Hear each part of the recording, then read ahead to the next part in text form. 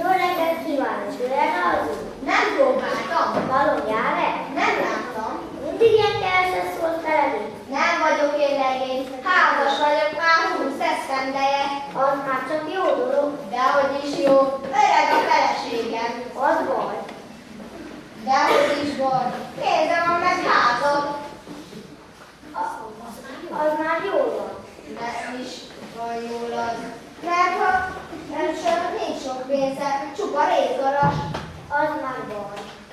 Nem is olyan nagy baj, mert a pénzem 4 kövér disznót vettem. Úgy már jó van. Dehogy is van jól. Mikor anyám kisütötte a zsírjukat, felgyújtotta a házat. Nagy, az már nagy baj. Nem is olyan nagy baj. Szép új házat építettem a helyére. Akkor semmi hiba? Semmi, csak éppen amikor az öreg feleségedre akart lépni az ajtót, leesett és kitörte a nyakát. Jaj, ez már csak nagy baj. Nem is olyan nagy baj. Szép új feleséget vettem, szépet, takarosat. Ebből csak neked baj. Lett bizony. Egész nap más sem csinál, mint a tükör előtt ül és piperézi magát, én pedig sütök, földök, mosok, súrolok, sikálok. Az már baj. Ám ez igen nagy baj, hát Isten áldja.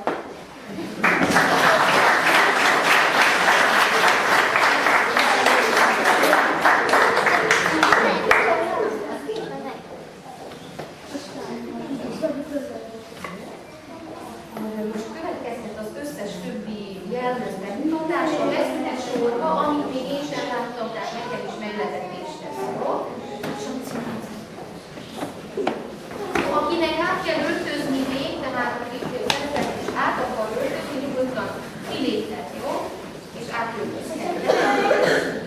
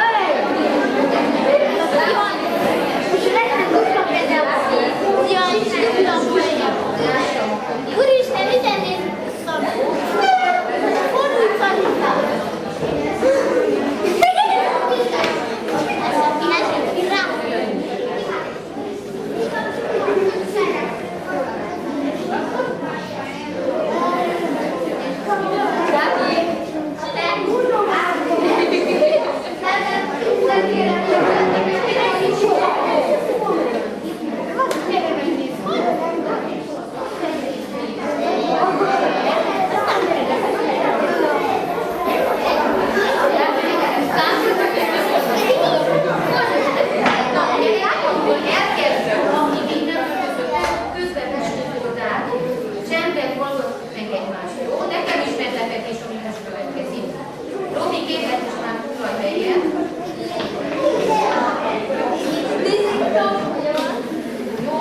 Jó, nagyon.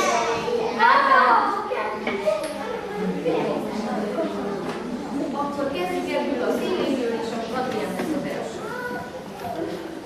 Ilyenes kis nyuszi vagyok, a füles, a lábacskám reszkesz. Piros répát ropogtatni, hidd el, jó, mint a kekszet.